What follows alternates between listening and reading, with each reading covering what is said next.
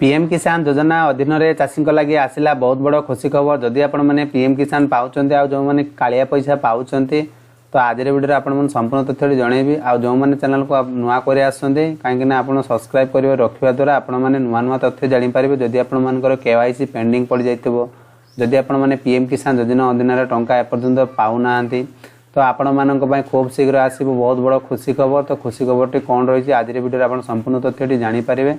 Channel को सर्वप्रथम subscribe कर रखी दिंतु जहाँफल आपण मैंने नुआ नुआ तथ्य यही चैनल थ्रू आपण मैंने जानीपारे। आपण मनरे किसी डाउट थी आपण मैंने कमेंट बॉक्स में कमेंट लिखिक जनइबे। तो पीएम किसान योजना अधीन में बड़ घोषणा करेंगे मोदी जहाँकि प्रस्तुत चली।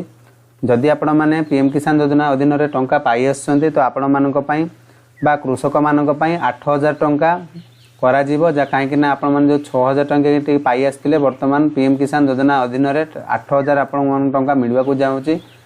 तो वीडियो आप संपूर्ण तथ्य जनइबी। तो कौन रही आज वीडियो चलते डेनगर वीडियो स्टार्ट करवा। तो गणमाध्यम रिपोर्ट अनुसार आप देखिपे कि प्रथम बजेट आसंता जुलाई 23 तारिख में उपस्थापना करेंगे केंद्र अर्थमंत्री निर्मला सीताराम। तो तेबे यही बजेट रे कृषक मानक एक बड़ उपहार आनीपारते केंद्र सरकार। तो आपण मैंने जानते कि प्रधानमंत्री किसान सम्मान निधि योजना रे बजेट को 30% वृद्धि कर 80,000 कोटी टंकार पारे। तो यह द्वारा प्रत्येक हिताधिकारी मिलुवा टंका वृद्धि हो पारे। जो मैंने टंका पाउंट तो ताकू वृद्धि करें। जदि आपण पीएम किसान योजना अधीन में एपर्यंत कौन कौन प्रोब्लेम होची तो आपने कमेंट बॉक्स में कमेंट लिखिक जनातु। कहीं बहुत किसी प्रोब्लेम थाई चाषी मानकर जहाँफल से टंका पाई ना। तो आपण मानकर जो सब प्रोब्लेम रही आपण मैंने कमेंट माध्यम जनातु। तो आपण मानकर प्रोब्लेम सॉल्व कर पारिबे।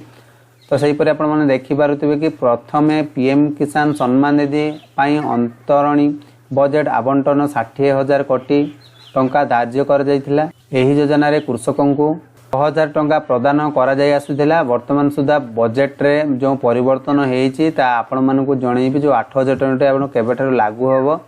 तो आपण जानिथिबे कि जून शेष सप्ताह रे आयोजित बजेट पूर्व परामर्श बैठक समय कृषि प्रतिनिधि एने अर्थमंत्री निर्मला सीतारामन को दाबी करथिले, जहा फल कि योजना रे कृषक को सहायता राशि 8,000 टंका प्रदान करा जाई पारे। वर्तमान सुधा बजेट रे 8,000 टंका पास है नहीं। जेबे पास हम आपण चैनल थ्रू जनईदेवे। जदि आपण चैनल को सब्सक्राइब करके रखुचंती तापर नुआ नुआ तथ्य जानीपारे। तो सहीपरि पूर्ण बजेट रे युवक किंबा महिला एवं ग्रामीण अंचल कृषक उपर दृष्टि देवा उचित। तो कृषक संगठन ब्रदी नारायण चौधरी कहते जे पीएम किसान योजना रे आवंटन को 6,000 8,000 को वृद्धि करा जाय पई अर्थमंत्री निर्मला सीताराम को अनुरोध करथिले। तो अनुरोध मध्य पास हम। तो आपण माने चैनल को सब्सक्राइब कर रखी था, वीडियो रे लाइक करंतु, कमेंट दियंतु। आपण मानकर प्रॉब्लम जहाँ थी तो आपण मानक सब तथ्य आपण मानक चैनल थ्रू जणई थाए। तो वर्तमान यही राशि 3टी किस्ती रे कृषक अकाउंट को पठा जाइछि। तेबे आसंता बजेट कृषक मानक पई एक बड़ घोषणा आसी पारे बोली जा आशा कर